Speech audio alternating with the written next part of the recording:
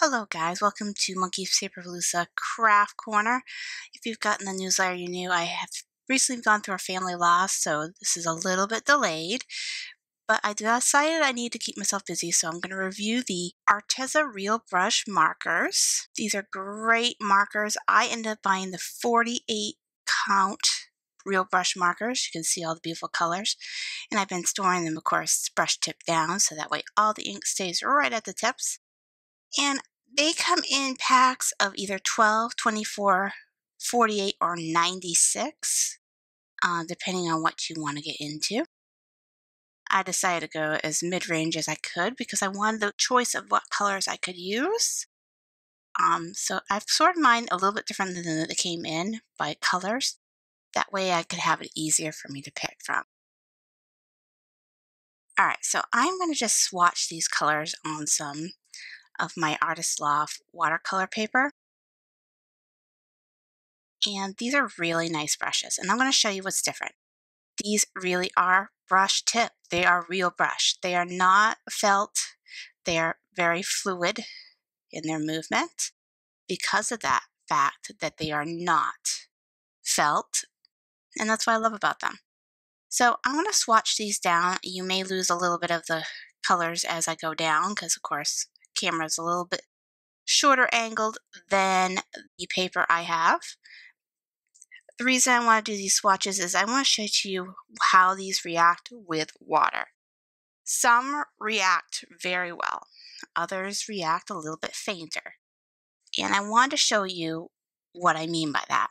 So the best way is to put some swatches on some paper and show you what it does. So I'm going to finish with the reds, pinks, and yellows on this side. And now I'm going to go into the next tray. That's one thing I did like about these markers too, is they in their box they come in their own little trays. And the trays are really nice. And as you can see, these marker colors are very close to what they show on the bottom. So I'm just going to go down here. And these are all the browns and kind of neutral colors. And each pen has the name of the color on the barrel, which is also very nice. Because trying to remember what color something was is just, and not just numbers, but just, you know, the color itself. Alright, so we're going to finish off these. And sorry that's off screen. I'll show you the other colors as I get this tray over. I'll flip this paper over so you can see. And look at the difference. Aren't those gorgeous? They're very nice colors. But this is my favorite tray. This is my blues and greens. I really love these colors. And I have to say these markers are very intense. Their colors are very, very beautiful, and some are very jewel tone, and they're very bright. But there's a great variation in colors too. I mean, from the lightest blue to the lightest pink. Even the grays, I was very surprised by the variation in the grays. It made coloring with them a lot easier. And once again, of course, I'm off camera. But I'm going to go down the paper with these. You'll see the colors. I'll flip the paper for you later. But I'm just going to get these swatches down for you. And the last tray, of course, is my purples and blacks and grays. Push this over a little bit so that way you can see and have some more space between those two rows. You can see as I'm going down here how fluid these colors come out. The brushes do make them come out. This is my favorite color, ice blue. It's perfect for shading whites. But they come out really fluid. I mean, I'm not joking when I say fluid. It's like you're painting with watercolors. It's basically that. And there again, I'm showing you how close those colors are. In the past, I have had a lot of markers that I had to swatch because the caps and stuff were just not accurate. And I had to say these were very accurate. What color was on the cap was the color you get. And there I show you the colors that I didn't go on the bottom. But I also want to show you that they're not just you can't just do one thing. You can go all the way with this. From the finest of line to a thick line, you can brush right with it. You can go as thick as you want. You can go as thin. You can shade. You can circle coat. You can just dab and brush. I mean, whatever technique you like to do, you can do with these markers. But the most important thing is I want to show you how these react to water. So I got my water brush here, and yes, this is not my best water brush, but I just want to show you how it does. And as you see, it really pulls out the color. These markers have been on the paper for a little while. We were doing this, they sat. So the colors are dried mostly, and they're still pulling. Now, my favorite color is this red. Oh my God, does it blend well? And does it pull out the color? And as you see, some of them just don't pull out the color as far. I mean, it depends on the intensity of the color, as I found as I was coloring with them. Some colors are more intense than others. Like you'll see, this pink's starting to get a little less intense. And as I go down, you're seeing that the colors are starting to get a little less intense as we go down. I find the lighter colors do not pull out as well. Like this pink, it's barely there. I don't know if it has to do with the pigmentation or just the fact that it is a lighter color, so there's not as much saturation as the brighter colors, but they really are there, but they're almost non-existent. I have used or actually demoed some of the zig markers with a friend, and I had to say I was really impressed by it. Even their lighter colors did pull out a lot. Not to say Arteza's markers are not as good as zig. They do have a lot of properties that are actually, in a way, sometimes better than zig. I mean, the markers are bigger. The brush is bigger, so if you have a bigger space, it's easier to fill that space versus the zig, which brush is a little bit finer, and you can sometimes not get as thick of coverage. I think it'd be something that, depending on the project you're using, these markers might be better for certain projects, like bigger spaces, places where you want more color in an area versus maybe a finer detail that you may need in, like, say, a small stamp. Not to say that Artezas can't do a small space. Oops, as you see, I copied a color there. I don't know how I got that color choice on the paper, but I did. But like I was saying, um, Arteza does go just as fine as I would say a zig would. I mean, it gives you more of a broader option on top of that fine, whereas the zig is just one size brush. It does go a little broad, but not as broad as the Artezas do. And some of the colors I found when you added water, they kind of got a weird tone to them. They're almost a little bit different shade. Like that green, it was a little bit more darker. But look at the intensity comparison. I mean, look at those are non-existent, and that red that just pulled out so far. And as I go down with the blues, you're going to see that in some of the blues and the greens too. Like I said, there's that issue where the color is a little off. That green, let's see if I can pull it out a little bit more. Nope. All right. But look at this. We get to these more bluer ocean blues and aqua blues. It gets brighter again. So my rule of thumb, basically with these so far, would be if you want to do this technique, choose to do it with the more intense pigmented colors. And with the lighter ones, maybe not as much. I mean, you can blend your colors that way. But I'm also going to say that these colors also blend well with themselves. So if you take your lighter gray and then you go on top of it with a darker, it actually melds in very well. I'll show that in some of the colorings I did over the craft fair. I did a bunch of stuff as I was playing with it, and you'll see how I shaded. I didn't use a brush, I didn't use watercolor, I just used color on color and did shading, coloring with them, and they actually came out really beautiful. Now we're into the purples and the grays. That one's almost like a purple raisin, it's really fun. And then there's this color. wiping off my water brush as I go so that you can get more color. And this is the ice blue. It really does, like I said, it's a lighter color. It doesn't blend well. Same thing with the lighter gray. But as you get darker, they're going to blend better. And there's this one also that's starting to show more. Then you're getting into the darker ones. They're pulling out more. This color is just like intense. That's the charcoal. And of course the black. But yeah, all in all, I would say, like I said, the lighter colors, not as much. Darker ones, more intense. They are going to show more. Of course, my favorite one so far to blend would be that red.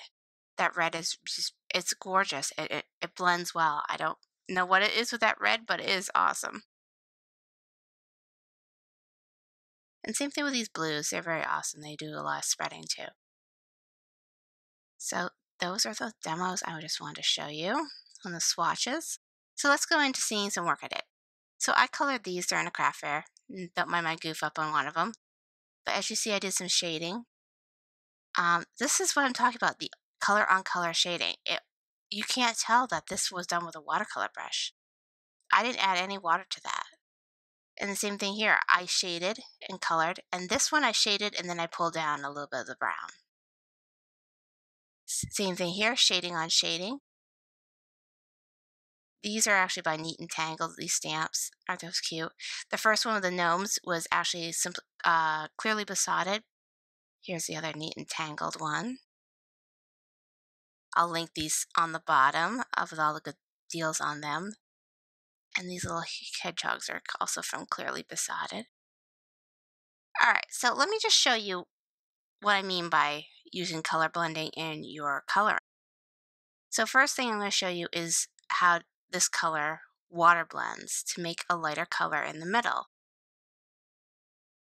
See, this is a great way to use your marker and get more out of it. So I'm going to take my finer water brush. It's time for new ones. I am looking also into getting some of the Arteza ones. Everybody says they're really good. And see how that lightened that color? So it looks like we have a little bit of shading. And I'm going to go in with a yellow on her hair. And this is where I'm going to show you tonal color on tonal. I started with the lightest color, which I decided the yellow. And I'm going to try putting a little bit of water on it just to blend it a little better. And of course, it doesn't blend as well as the red does. And I noticed a little bit of my red actually blurred a little bit on this one. But I'm going to fix that. I'm going to add a little bit more of that yellow. And that one thing I like about them too is the barrel is really smooth. And here I'm doing some tonal coloring with her face, doing some shading. Make sure I get a good thing, and then come in with a flesh colored marker. That way there's a little bit of toning in her color. And this is the bubble gum. It's hard to read that.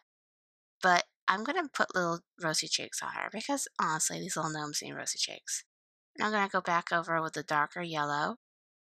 And then I'm going to go over with the lighter, almost golden orange. Just to give some dimension to it. And that's how you can color on color and blend it with your markers. And I've also noticed too, another way is, and I did do this on some of them, is I did the darkest color first and then went lighter. And that one works too because then your lighter color blends the darker color. I actually did that with a lot. The rolling pin that I showed, as well as I did that with the watering can that I colored. Just blending it with that lighter color on top. And here's that ice blue. Like I told you, it's fantastic for coloring in a white item, giving it shadow, because I wanted to keep her little apron white. And now I'm just going to color in her little boots. And this is a very small stamp, and I'm able to get in those lines pretty well with these markers, even though the tips are very wide. I could never do that with my Tim Holtz ones. The felt tips were just not fine enough to get in there, and I felt the fine one just was too liney. But similar to what I did with these, I did a little bit more tonal with the grays of the little women and the guys. All right, so that's coloring, but let's talk about other things you can do with these markers. All right, so like I said, they blend onto each other very well. Here I am, I'm going to go down with the red. And as you see, oh, it looks a little streaky, but watch this. I'm going to go in now with this pink. Can't remember what color of pink this is, but it's like almost the reddish pink. And see how they're blending into each other and giving kind of an ombre effect? And that by itself is pretty awesome. Okay, and if you feel like your nibs are getting a little messed up, just wipe them off. They'll come back to normal. But you can also come in with a watercolor brush just if you want to blend it better. So I'm going to do that, wipe that off a little bit. And then I'm going to come down with a lighter and try to blend that into the red. And see, and you get the same ombre effect. So you could either do it with the marker itself, or if you want to make it more smooth, go in with a watercolor brush. Now, another technique is the tip-on-tip. And I know people with Copics understand this. People with the camellia markers understand the tip-on-tip, nib-on-nib technique. You can do that with these too. It's a little bit more trickier to get it more sitting correctly because they are floppy versus the felt tips. But you can do it with it, and you get a very fun ombre effect with that too. So now I'm going to go ahead and color on this. And as you see, the color is kind of going down as we get further down the paper. And just to make sure I got it all off, let me try a little bit more. See, there it goes even lighter. Isn't that pretty? So yeah, nib on nib or tip on tip. Now, like most watercolor, water reactive things, you can also use it on a non-porous surface and paint with them too. Like the splotching method. You can do this with these pens too. Just color it a little bit on your table, surface, or whatever a non-porous surface you have to do it on. Of course, I have my glass mat. Another thing is I like these clear caps. They can be intermixed. You don't have to say, which color cap does this belong to? They're all the same. All right, so I'm going to come in with my mini mister. I'm going to mist this down, and I'm going to do the splotching effect. And you get the same effect. So if you don't have watercolors and you don't want to purchase watercolors, but you have these markers because you want to color and do multiple things with it, feel free, do it. I mean, any water-based ink you can do this stuff with. It's just the wonders of water-based inks. You can do many techniques with them. Now, I wanted to show you what I mean about the felt tip brush markers versus these real brush tips. Okay, so here's a Tim Holtz Distress marker. I love them. I've had them for years. I've used these. Here's the felt tip. As you see, it's getting a little worn from being loved so much, but it still works. Now, you get more of a markery effect with this. Same thing with the Tombow brush markers. I feel that you still get kind of that, even though it's flexible, it's not as flexible as the brush markers. So depending on what you're looking for, if you want a more clean watercolor look, the Tombows are fantastic. They even have the new ones now that have the more smaller tip that you can actually watercolor with too because they are water-based. I've seen people do that technique with them. I'm actually looking into getting a set myself just for some of the smaller coloring. But unlike the felt tips, you get more fluidity with it. And that's what I'm going to say. You can do really fine. I mean, yes, you can have the fine tip on the distress markers to do fine. But for those moments where you want fine and thick, you can't. There's just no way to combine them. And that's the joys of the brush markers. Now, reacting to water. Sometimes I find the distress markers, and that's their thing. They're supposed to look distressed and different when you react them with water, but you don't get the same color as you get originally colored with. Like that one looks a little bit more oranger. Now this one, it keeps that color, that pigment. So you feel like you're going down a shade. Though this color really is not the example to show you with. Let me get that red again.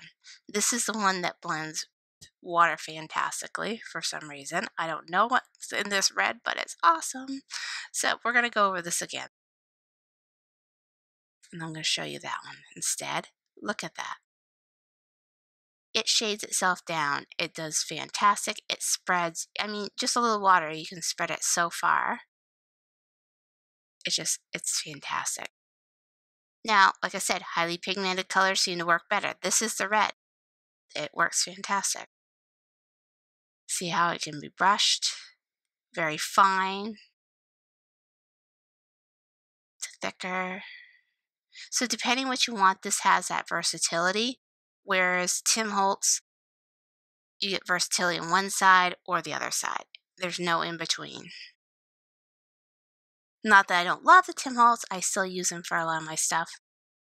But I'm really starting to love these Arteza ones because I just love the feel of the barrel, the clear tips so you can see the color, and the color on the bottom and the top are exactly the color you're using. Some of the markers is not so clear, so it makes it a little harder for you while you're coloring. Now this one, I mean, you got those two tips, that's fantastic, but it sometimes doesn't give you that flexibility. And that's the other thing too. Look at how worn that is versus this one just went right back to its tip. You can push it back together and you get that fine tip again.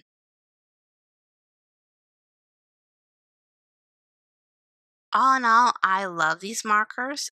I also want to get some zigs too, so that I have it for both. They're both designed in USA. I believe they're made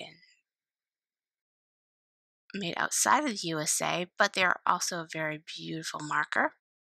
So I'll definitely keep both of my collection as use my Tim Holtz for certain items, and of course these for other items that I want more of a finer tip to. The barrels are of course really smooth and easy to handle. They're very sturdy. They don't at all feel chintzy. And the caps, I mean, you can flop them on the bottom just like anything, but let's be honest, how many times do we remember to put our caps on the back? I never do. And now I really love these new markers. I think the colors are beautiful. I do try to store them nibs down so that the ink stays down in the nibs. I know with double tip, they always say to store them flat so that the ink stays in the center of the barrel. Like this one, I'm showing you how close the colors are. In that marker for Tim Holtz, it is. Others, I find they're a little off. But that's that. So I hope you love these markers. And if you do pick up a pair, or if you have them, check them out. Like I said, I bought the 48 piece, and this shows you all the different colors in it. But like I said, there's also a 12, 24, and 96. So if you like this video, check out the last video we uploaded, which is about the craft fair, as well as a special video curated just for you. And if you like our videos, please visit our channel via this link and make sure to like and subscribe.